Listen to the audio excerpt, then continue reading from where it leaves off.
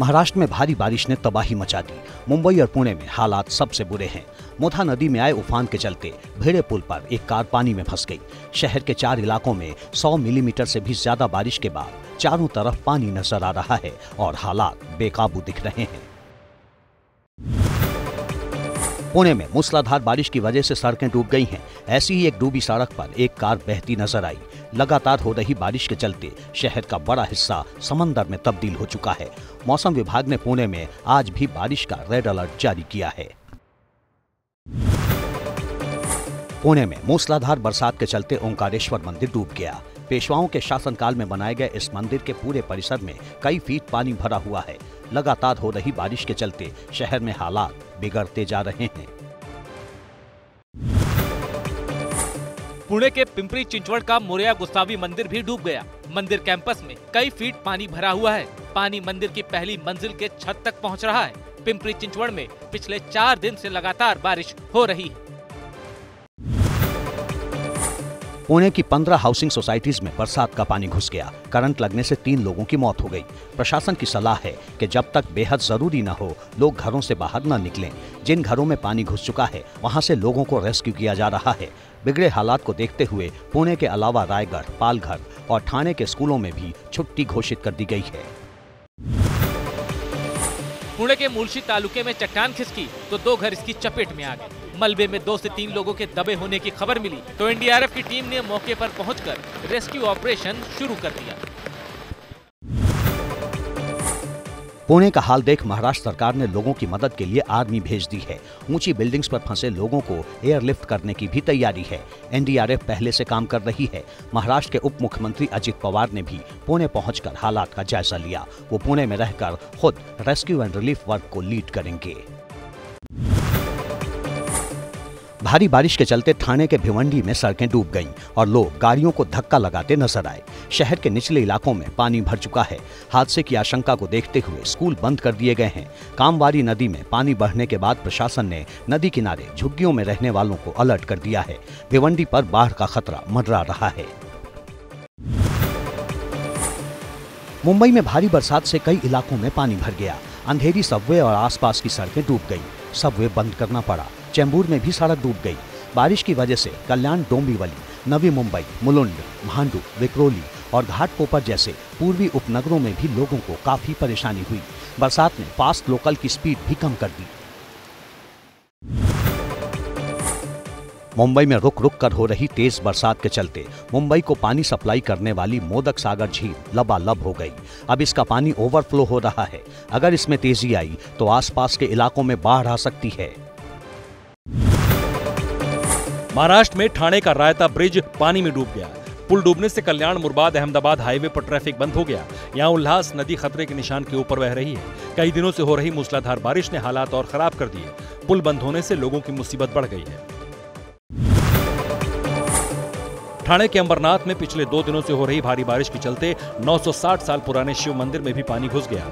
अंबरनाथ मंदिर में मूर्ति और शिवलिंग डूबा है। अंबरनाथ शिव मंदिर के पास वाल धूनी नदी बहती है। भारी बारिश के कारण उसका लेवल भी बढ़ता जा रहा है। बारिश इसी तरह हुई तो शहर में बाढ़ आ सकती है। छत्तीसगढ़ के कई जिलों में पिछले 4 दिनों से हो रही लगातार बारिश के चलते शिवनाथ नदी उफान पर है।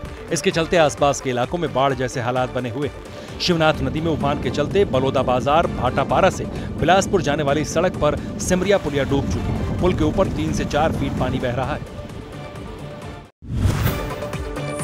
पिछले कुछ दिनों से लगातार हो रही भारी बारिश की वजह से छत्तीसगढ़ के बस्तर में नदी नाले उफान पर हैं। इंद्रावती नदी में पानी बढ़ गया है और तीरथगढ़ वाटरफॉल रौद्र रूप में नजर आ रहा है। पानी की तेज धार को देखते हुए वाटरफॉल के नीचे पर्यटकों के जाने पर पाबंदी लगा दी गई है। मध्य प्रदेश का कटनी भी बाढ़ की मार झेल रहा है। 50 घंटे से भी ज्यादा समय से हो रही मूसलाधार बारिश ने हालात और बिगाड़ दिए। लोग जान जोखिम में डालकर नदी पार कर रहे हैं। जिले में 50 से ज्यादा गांव बाढ़ की चपेट में बताए जा रहे हैं। निचले इलाकों में रेस्क्यू टीमें लोगों की मदद के लिए मैदान में उतर चुकी हैं।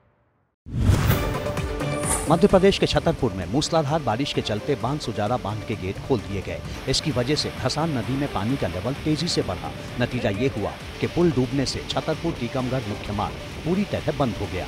हादसे की आशंका को देखते हुए पुलिस तैनात कर दी गई है। मनाली में बादल फटने से अंजनी महादेव नदी और आखिरी नाले में बाढ़ आ गई। इससे पलचान क्षेत्र में पुल और पावर प्रोजेक्ट को काफी नुकसान हुआ। लोगों ने बताया कि आधी रात में आई बाढ़ के चलते 2 घर भी बह गए। राहत की बात यह है कि किसी की जान नहीं गई। प्रशासन मलबा हटाकर पुल खोलने की कोशिश कर रहा है। यूपी के ललितपुर में एक पुल पानी का तेज बहाव झेल नहीं पाया और टूट गया। कैलगुआ से टीला मरनोली को जोड़ने वाले इस पुल के टूटने से कई गांवों का संपर्क कट गया है। लिहाजा लोगों को भारी मुश्किलों का सामना करना पड़ रहा है।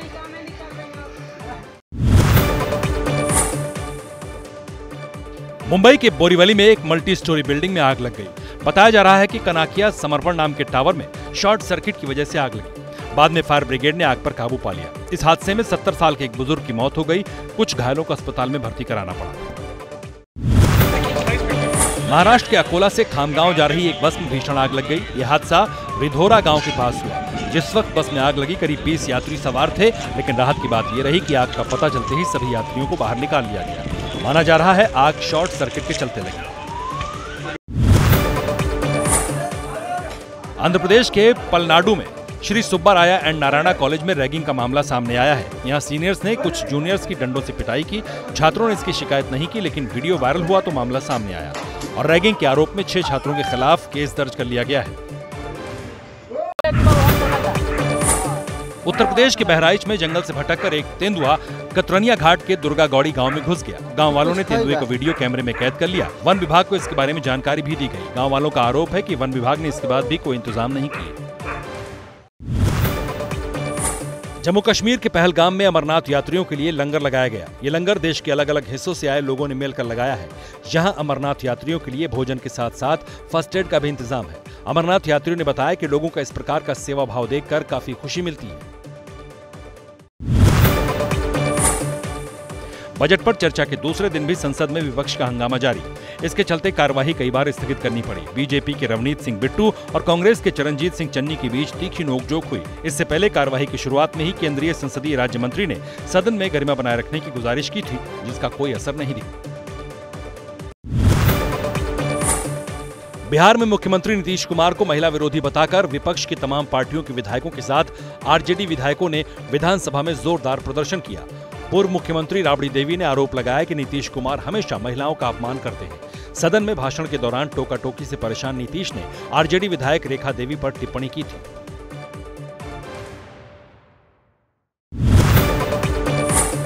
बिहार के पूर्व सीएम राबड़ी देवी के खिलाफ केंद्रीय मंत्री ललन सिंह की टिप्पणी पर सियासी बवाल हो गया। राबड़ी देवी ने पूछा कि ललन सिंह की माता और पत्नी कितनी पढ़ी लिखी हैं। राबड़ी ने कहा कि ललन सिंह महिलाओं का अपमान करते हैं।